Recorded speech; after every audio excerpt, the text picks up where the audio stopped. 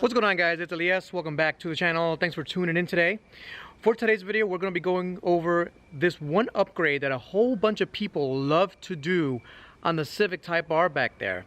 Now, this upgrade, I'm going to go over what can go wrong with this upgrade. I'm going to go over why you shouldn't do it, of course. I'm going to go over some of the things that you can do to get the same effect for this upgrade. Now, the upgrade I'm actually talking about, before we go much further, is the blow-off valve. There's a few on the market right now. I think FK8 does one, Boomba Racing does another, and those are quality products. I don't want to put any doubt that those companies put out any defective products. It's not the quality of the actual parts, it's what the part does that can be very bad, and actually is very bad for the Civic Type R and any cars that use a MAF sensor, a mass airflow sensor, to tune its air and fuel ratio. Type R looking nice there, got the S2000 there. Let's go ahead and open the hood here. Now I parked it just perfectly so I could open the door at will. Let's go ahead and open the hood here.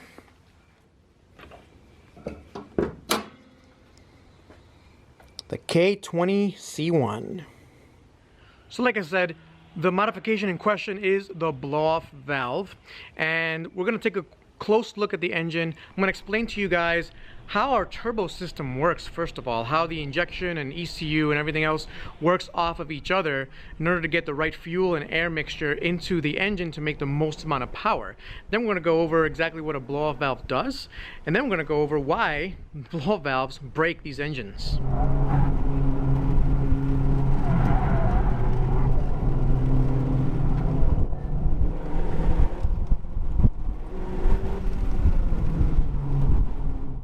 So in order to understand the problem, let's first talk about how an engine basically works.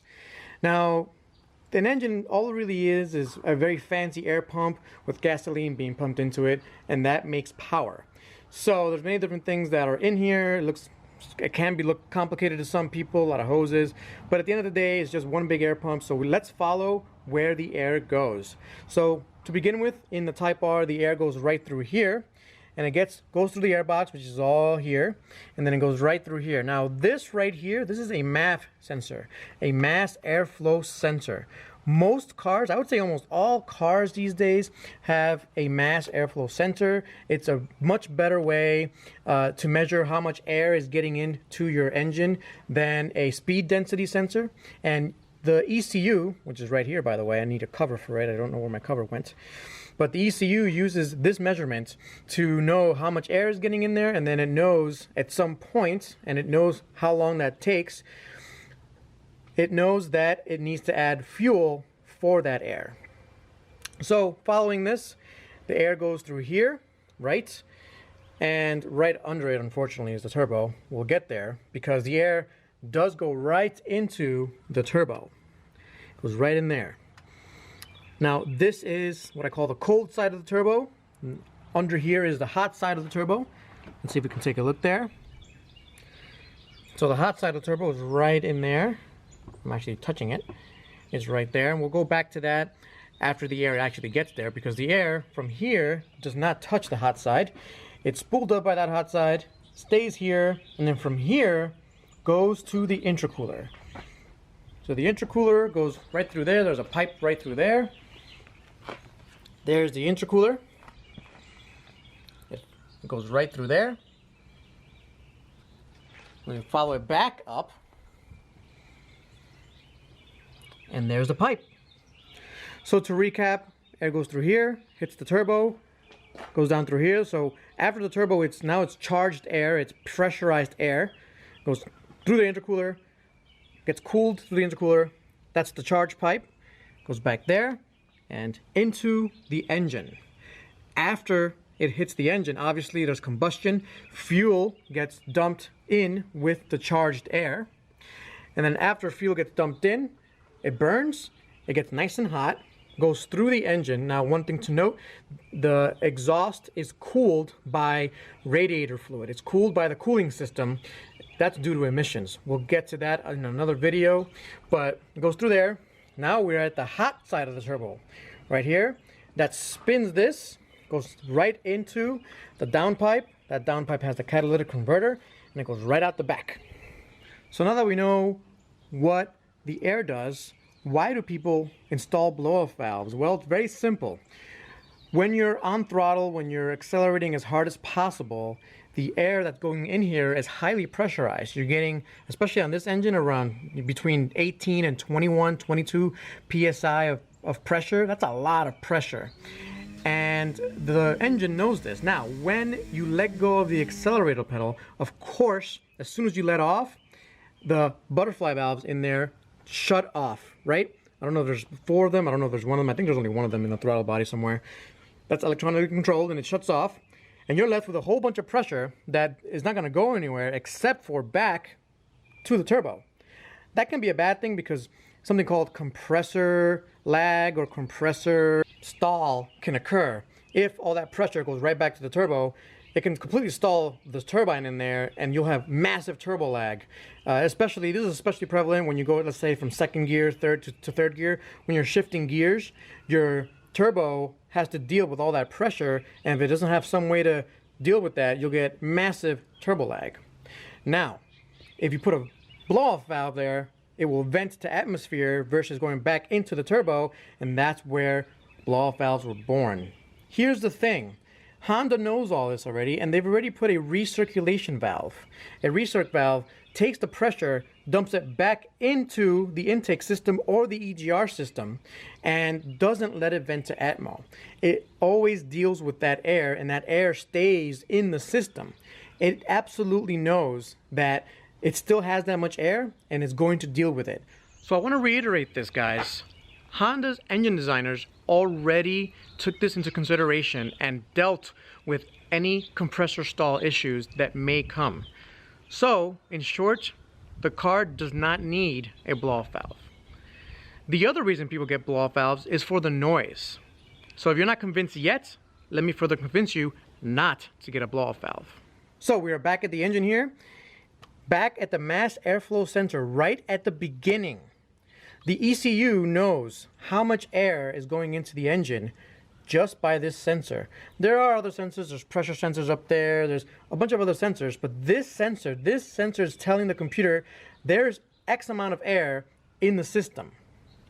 A blow-off valve jettisons pressurized air, makes those really cool swooshy turbo sounds that everybody loves. But what it's also doing is the air that the ECU thinks it has, because it went through here, is being jettisoned to atmosphere. This ECU does not know that. It has no idea that there's a blow-off valve now, and it assumes that somewhere in the system there is this excess amount of air. Now, of course, all of this happens within milliseconds, right? So the air goes out, the engine gets a little bit of gasoline squirted in there, expecting the air to be in there, but there's no air. And what happens is, well, one of two things.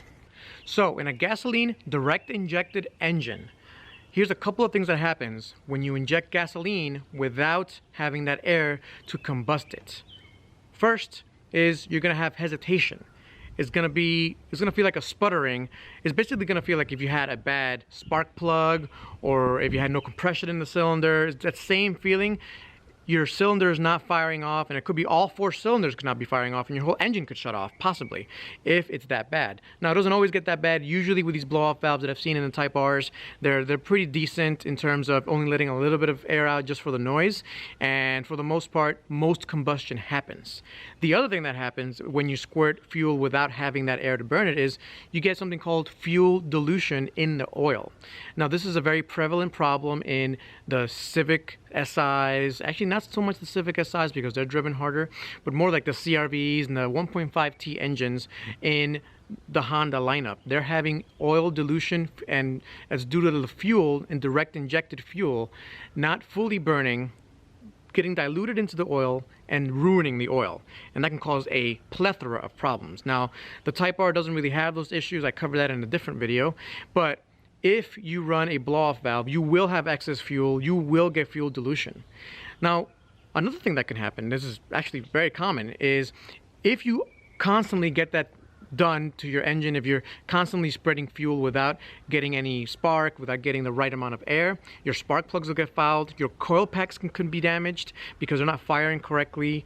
You can get piston ring issues because when you squirt that fuel, the fuel takes the place of the oil, right? So when the direct injection happens in the cylinder, it takes out the oil that's around the cylinder wall, and gasoline is not a very good lubricant compared to oil, and that's when you can score your cylinder wall.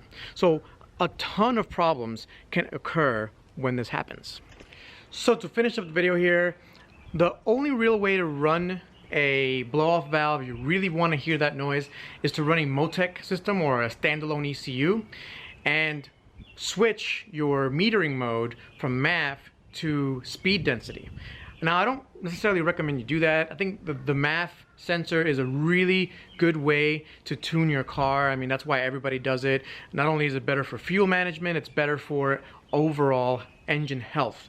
So yeah, sure, you can run a separate ECU and you can make it work. Not recommendable.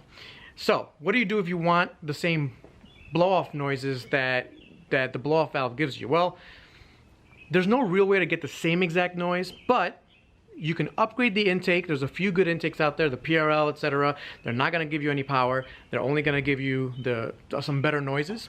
And number two is you can possibly just change the filter, the air filter. I haven't done that to my car yet. I have it in the garage, but it definitely increases the blow-off valve noises that you hear in the cabin. Now, the person next to you may not hear it. They might, but it's something to look at if you really want those noises.